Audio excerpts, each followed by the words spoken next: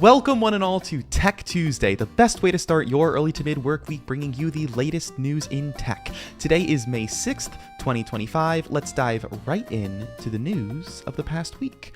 Starting off with our headline story, Temu took an incredibly big hit this week as the e-commerce site began to see the effects of the changes to US import policies. As we are all probably very aware by now, about a month ago, Trump announced a large amount of tariffs, with China being targeted with tariff rates which were slowly increased to a peak of up to 145% over the course of the past month. With these tariffs now in place and being enforced, we are beginning to see the effects they are having on imports from China. But still far less talked about is the removal of the de minimis exemption on shipments from China. For those who maybe don't know, the de minimis exemption allows for packages below a certain value to be shipped between borders without having to incur any additional fees. In the case of China, this exemption used to be applied to any shipments with a value of $800 or less. But a few weeks ago,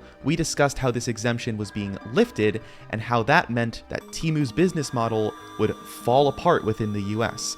And now, we are beginning to see exactly that occur. This past week, Temu blocked US shoppers from seeing any products that would be shipped directly from China due to the end of the de minimis exemption, which meant that many of the low prices that Temu was previously able to provide to their customers are now impossible to provide without operating at a severe loss. Therefore, the company has decided to switch to a local fulfillment model for the US users, meaning that US users are now only able to purchase goods from US sellers. The prices of the goods remain unchanged, but the options for the types of goods that are available for US users has been significantly reduced.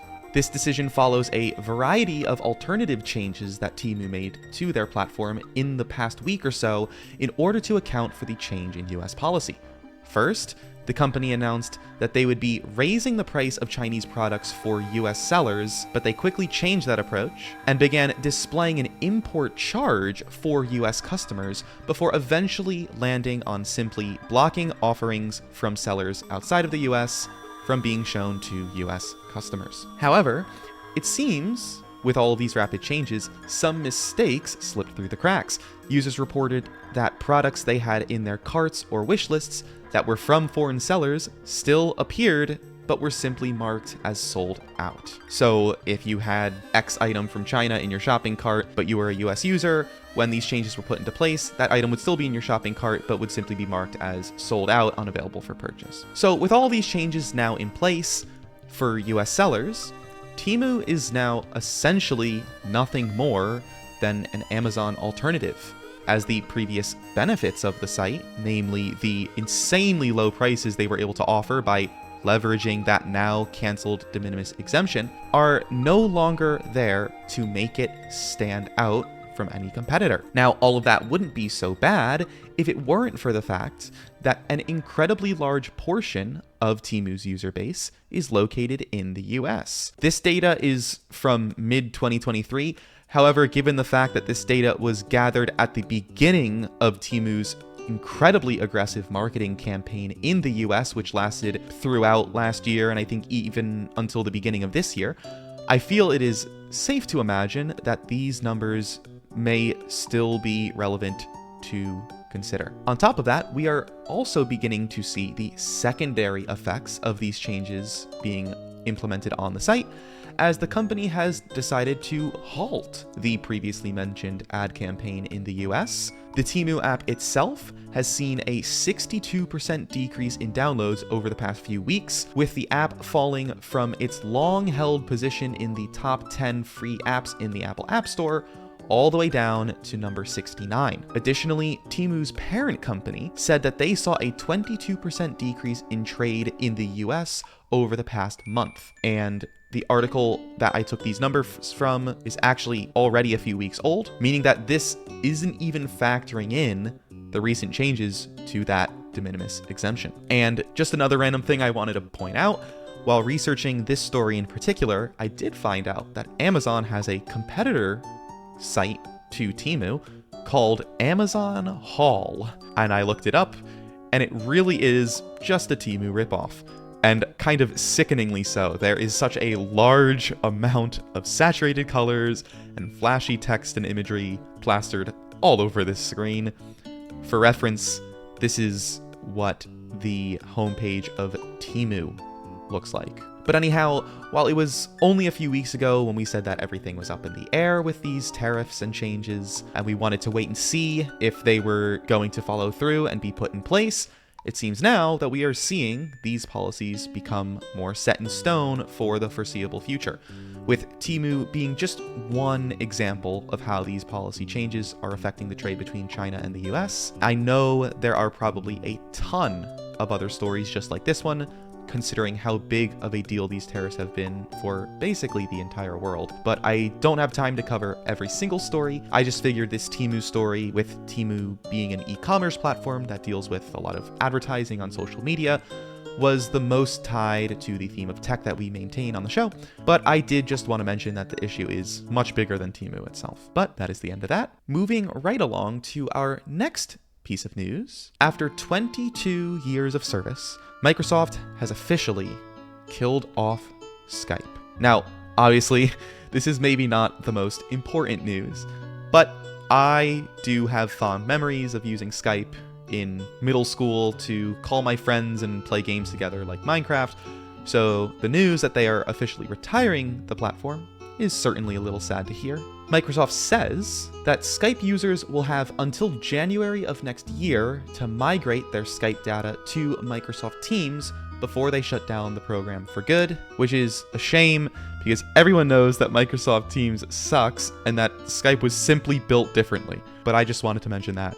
We can move on to our next story, which begins with a little bit of a recap. A few weeks ago, we talked about how ChatGPT and Claude were offering free trials of their AI platforms to college students, along with how Claude was partnering with an online learning platform named Canvas to potentially integrate their AI into their platforms. In that video, I talked about my concern that Google, with their Gemini AI, might take notice of this Claude and Canvas partnership and attempt to implement Gemini into their Google Classroom program. In particular, my concern lied in the fact that Google Classroom is mostly used by elementary schools, and my feelings are that AI should be kept away from students of that age. Fast forward to 2 weeks ago, I discussed how Google decided to join in, offering free Gemini membership to college students, just like ChatGPT and Claude. And in that video, I said that this news was basically inevitable, and it was just Google hopping on the bandwagon, but at least they weren't marketing their AI products to kids. This week, Google marketed their AI products to kids. Pack it up, boys. We lost. Google announced that they would be allowing children under the age of 13 to access Gemini AI by linking a parent's account to their account, saying that kids would be able to use Gemini to do things like help them with homework or read them stories. Where have I heard that one before?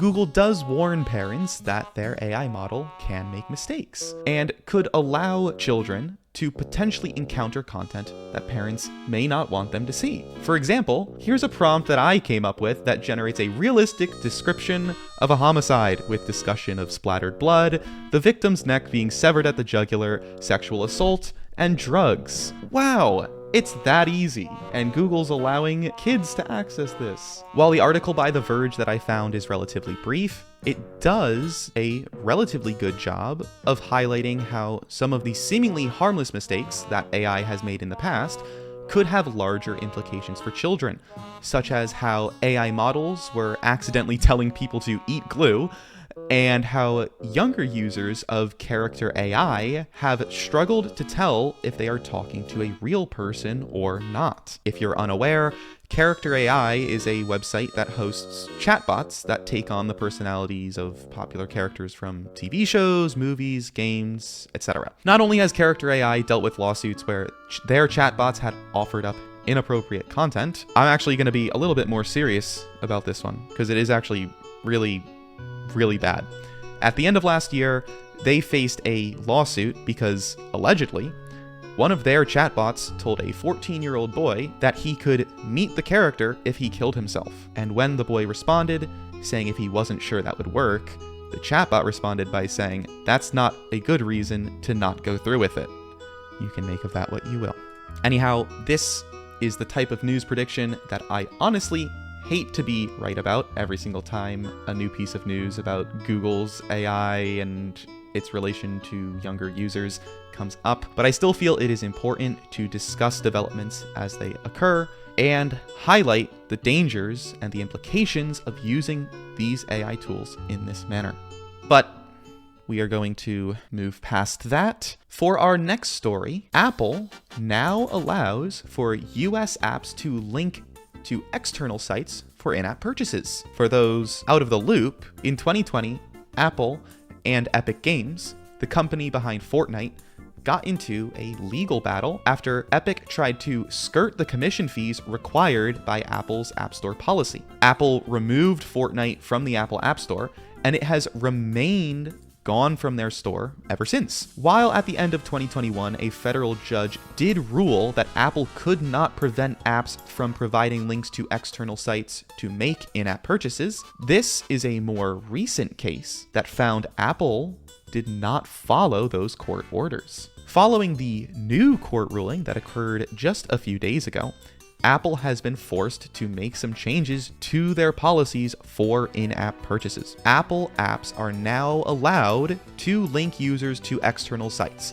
where they may purchase their in-app purchases, and are also now allowed to advertise and encourage users to use these purchasing methods over buying directly in the app, both of which were previously disallowed by Apple's App Store policy. And many apps were very quick to react to this change, with Spotify now advertising that while users can still pay for their subscription in-app, they would be able to purchase the subscription at a lower cost by simply purchasing the subscription directly from the Spotify website. Epic Games also joined in, announcing that they will be launching a platform that allows developers to create Epic Games hosted web shops to allow developers to have a much more cost-effective approach to in-app purchases while avoiding the fees that Apple and other platforms tend to charge. Epic also discussed that they would be incentivizing users to use the new web shops by giving a credit worth 5% of the cost of their purchases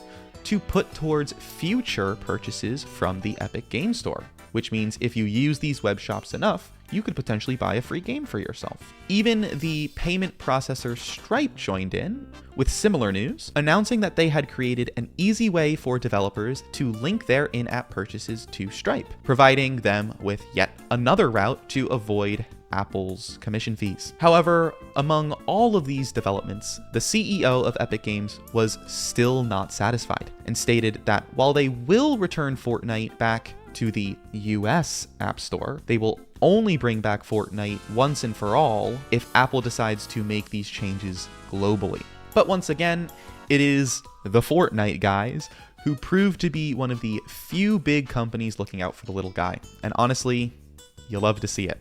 So thank you to Epic Games, and also an honorable mention to Steam for calling out companies engaging in bad practices, holding them accountable, and keeping your customers informed and at the front of your mind on your platforms. Up next, this man, Jensen Huang, the CEO of NVIDIA, spoke to reporters at a tech conference in Washington, D.C. this past week. During this conversation, he discussed how Huawei, a China-based tech company, is not far behind in AI technology, saying that the US and China are, quote, very close, but that it is a, quote, long-term infinite race, which is quite the funny thing to hear coming from the guy who is selling the shovels during this metaphorical gold rush. Remember, just a few weeks ago, NVIDIA was selling billions of dollars worth of AI chips to China, leading up to the looming US chip ban. And then, as soon as that ban was put in place, Jensen Huang completely flips and goes, well, hold on now. It seems China is catching up with their AI technology. I don't know who did that, but that's scary. You should try and get ahead of them by buying more chips and GPUs from me. Man, you gotta remember that you can't have your cake and eat it too. My first thought when I saw this story was an analogy about how a drug dealer selling a drug is no more morally superior than the person using the drug. But now I think that's a stupid analogy, so I'm not gonna say it. Anyhow, this was definitely a shady tactic from Nvidia, clearly just trying to grab some extra cash, since their stock has been going down recently. But it seems that Donald Trump is still happy with Nvidia and their plans to make US-based AI infrastructure. So maybe Jensen Huang can play both sides and get away with it. Good for him, I guess. Guess what? Just like that, we've made it to our research highlight for the week. This week, we have another GitHub repository, a project spearheaded by Marco Cymbliuk on GitHub called CodeCafé, which is a tool that aims to provide a seamless, browser-based space for collaborative coding. According to the creator, this tool was built from the realization that most collaborative writing tools were built for essays and not for engineers. The tool has a live version accessible at codecafe.app, and for those of you familiar with VS Code, you might recognize this editor layout as the open source Monaco editor developed by Microsoft, the same editor which is used in Visual Studio Code. CodeCafé is still in its infancy, but the creator plans to add more features in the future, including integrated voice and text chat, the ability to save projects in the app, and more. This app is super cool. It leverages a whole host of other tools, not just that Monaco editor that I mentioned with VS Code, but a bunch of other things shown here. It seems to work pretty well, so I would definitely recommend this tool to anyone who is trying to work collaboratively on a coding project, even for teachers who are trying to teach web development skills to their students. Just another case of an individual seeing a problem, taking a stab at fixing it, and making a pretty cool result. But just like that, we have made it to the end of Tech Tuesday. So thank you very much for watching, and tune in next week to learn what happens next in the world of tech. See you next time.